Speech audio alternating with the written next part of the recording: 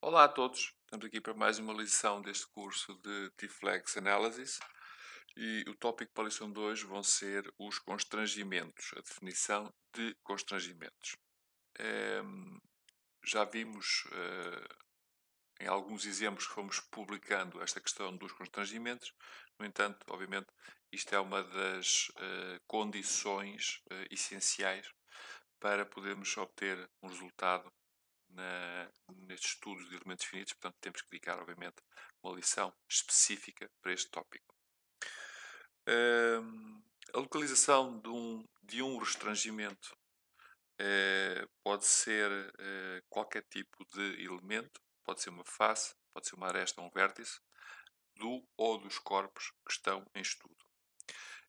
Neste exemplo em particular que vamos ver hoje, eu criei dois paralelepípedos simples, agarrados um ao outro ou em contacto.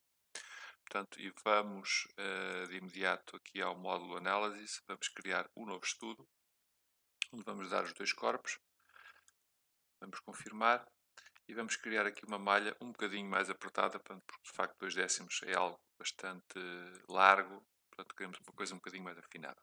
Cá temos a nossa malha. Portanto, estamos com a malha criada, vamos aqui ao botão, ao comando constrangimentos. Podemos identificar 4 tipos principais de constrangimentos, sendo o primeiro deles o full restraint ou constrangimento total. Convém, antes até de mostrarmos o que é o constrangimento, a definição de constrangimento para aqueles que ainda não apanharam esse conceito, portanto, o constrangimento é algo que vai retirar graus de liberdade ao nosso sistema. Portanto, quando estamos a falar aqui do full restraint, estamos a falar de um constrangimento total. Portanto, aplicado a um elemento, vai dizer o nosso sistema está completamente imóvel, agarrado por aquele elemento que nós definimos. Então, este é o mais simples de todos, portanto, full restraint. É-nos pedido que sejam definidos quais os elementos que têm o constrangimento total. Eu apliquei naquelas faces. Vai ter este tipo de simbologia. E nós agora, até para vermos o resultado, podemos aqui aplicar uma força. Por exemplo, nesta face, que eu vou dar aqui um valor 10.000 newtons. E vou dizer, resolve o sistema, para irmos também vendo os resultados. De maneira a podermos também ver as diferenças que vamos obtendo nas diferentes tipos de condições. Portanto, aqui podem ver, as barras estão a agir como um corpo único. Portanto, o sistema está constrangido aqui por estas faces, portanto, e é deformado sob a ação das forças que lhe estão aplicadas. Portanto, nada mais simples.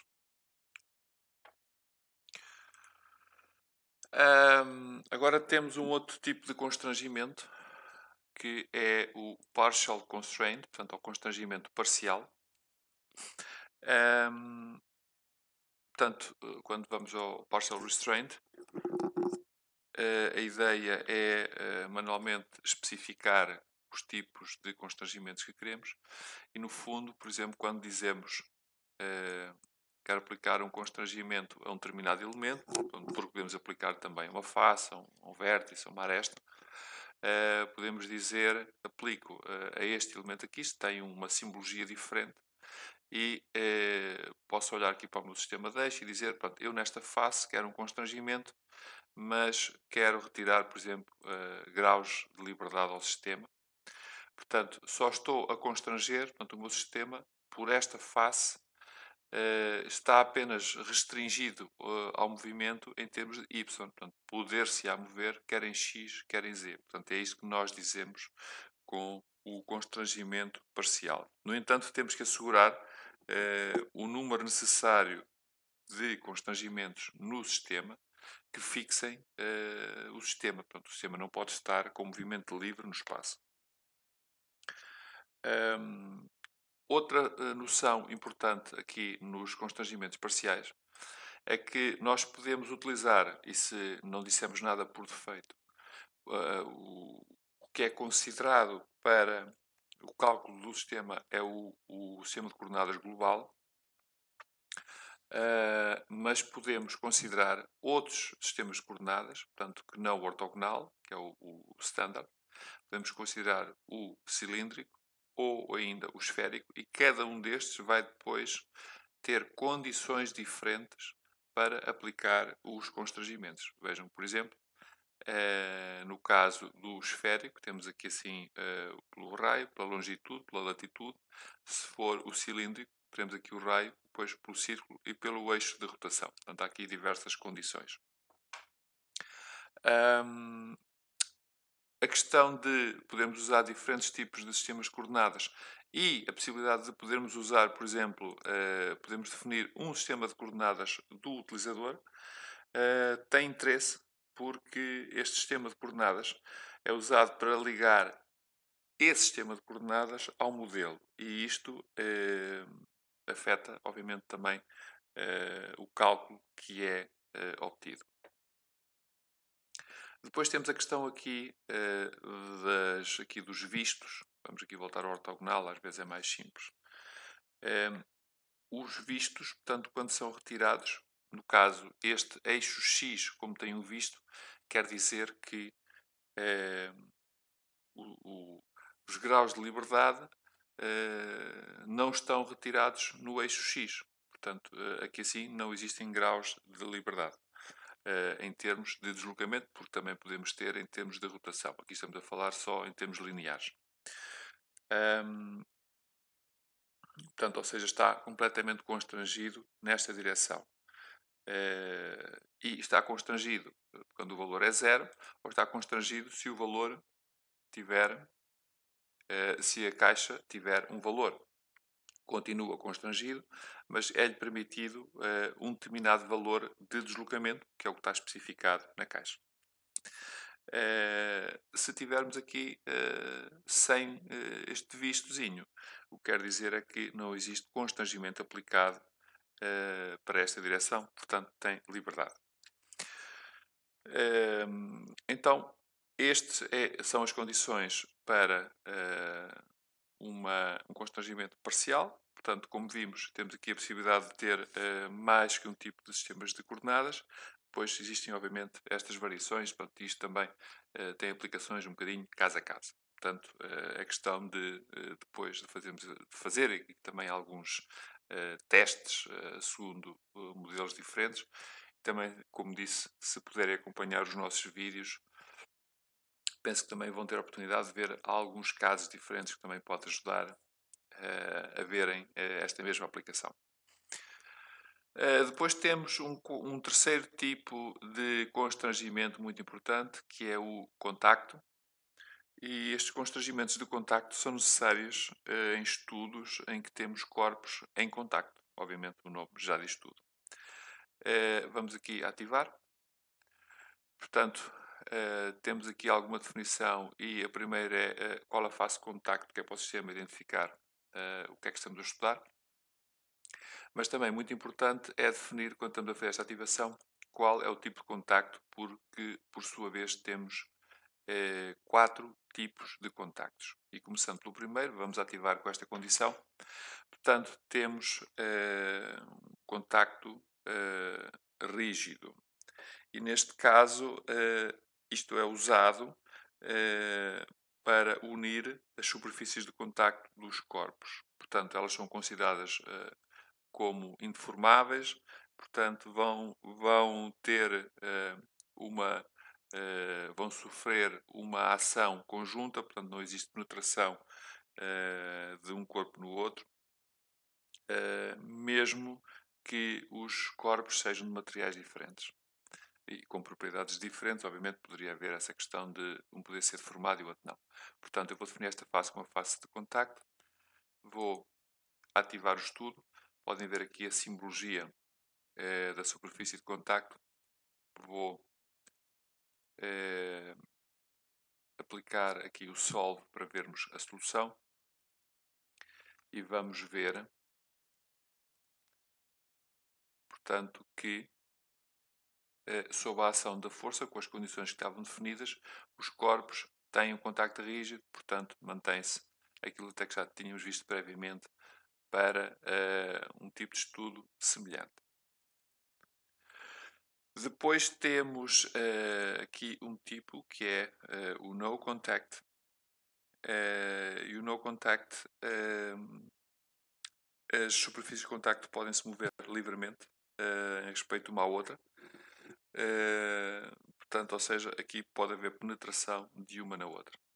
Portanto, no contact, vamos ativar, vamos fazer aqui o solve e, em princípio, o resultado será um elemento a entrar dentro do outro, porque estamos a dizer o contacto não é importante.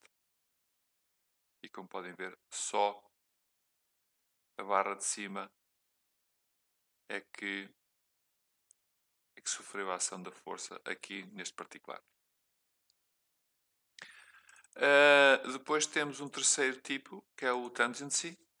Portanto, e no tangency, portanto, a penetração é banida, por assim dizer. E com isto podemos modelar fenómenos físicos de deslizamento de uma superfície na outra.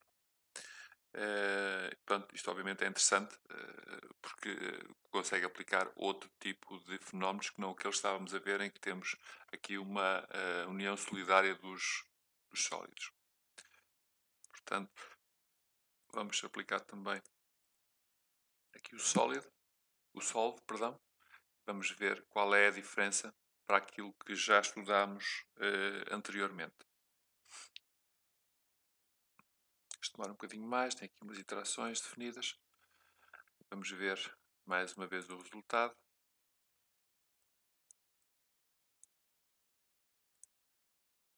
E poderão ver agora, embora ambos se deformem sob a ação da força aplicada, mas depois existe este deslizamento entre eles. Portanto, permite visualizar aqui outro tipo de fenómeno também interessante.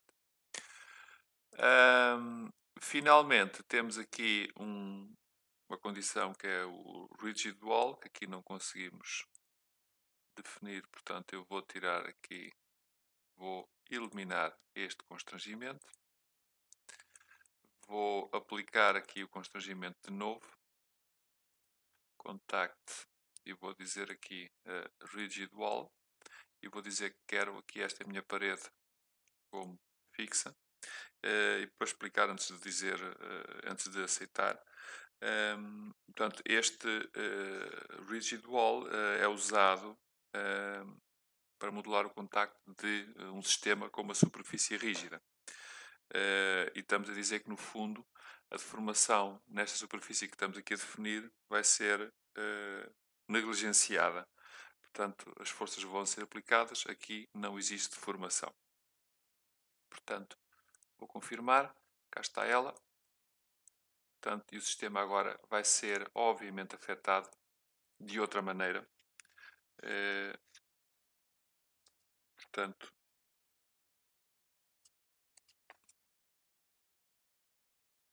que vamos ver, já podem ver que existe aqui uma deformação final. Portanto, como em baixo não existe deformação, agora o sistema agora é esmagado pelas forças em causa. Portanto, por último, temos aqui, eu vou tirar este constrangimento. Portanto, por último, temos aqui um constrangimento que se chama o additional stiffness. Este stiffness podemos definir como uma rigidez adicional.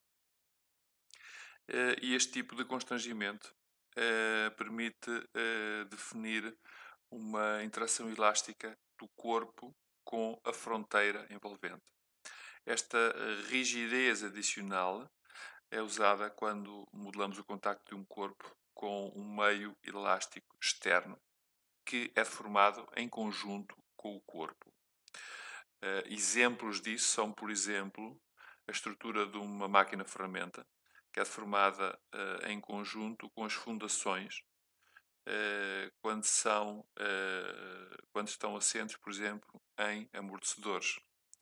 Também podemos dar como exemplo uma barragem, portanto, se considerarmos o leito em rocha ou um carril de caminho de ferro que também tem o leito em rocha. Portanto, este tipo de sistemas são exemplos daquilo que podemos calcular com este tipo de constrangimento. Portanto, eu vou dizer que a aplicação é nesta face. Ora, vamos aqui assim, vamos dizer OK, e vamos mandar aqui o sistema fazer o cálculo destas condições. E vamos ver os resultados.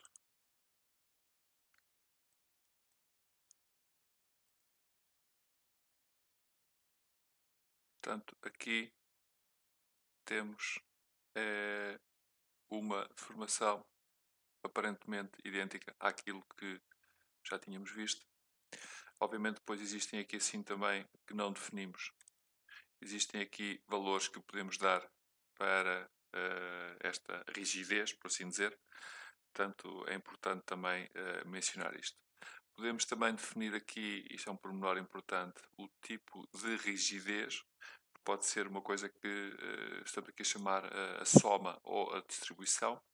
No caso da soma, é usado quando a rigidez total deste meio elástico é conhecida e quando o valor dessa rigidez é distribuída uniformemente sobre a área, quer seja a área de uma face que foi definida ou o comprimento de uma aresta, porque também podemos escolher vários tipos de elementos, ou até o número de vértices, como é óbvio.